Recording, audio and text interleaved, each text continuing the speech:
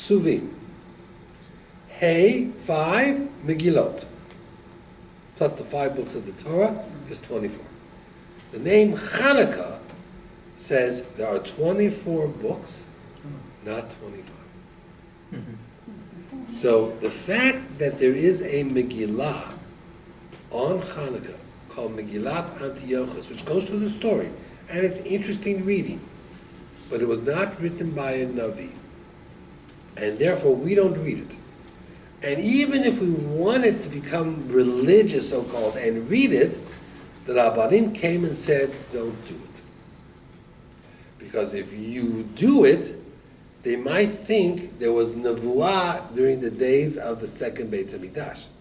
Remember, right after Hanukkah, till the Romans came, was only 20 years. So Christianity was born about 30 or 40 years after the Hanukkah story. So they want the Maccabees to be considered Nevi'im. We say no. They might have had Ruach HaKodesh, but they were not Nevi'im. So how this Antiochus Megillah came up?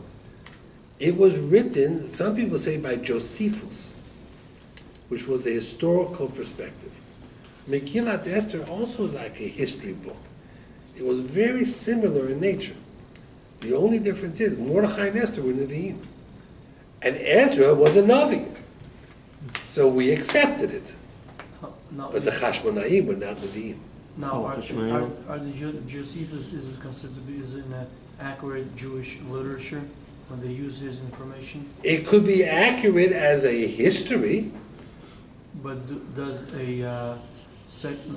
a religious, such as, or like in literature, Beis Midrash will accept his books, Josephus? Some do, some don't. I have it in Hebrew. I have Yosifun. I have it in Hebrew. Because I've seen Harry Kaplan quoting many times his books. And he was a wonderful scholar. He was brilliant. Right. So as a history, yes. So if you want to look at Megillat Antiochus from a historical perspective, great. But is it part of Tanakh? No. People consider him as a traitor. Some people, do you think Josephus was a traitor or something? Is that true or not? They question because he would go between the Jewish camp and the Roman camp all the time. Here, just turn it off for 1 second. I have to go, but there was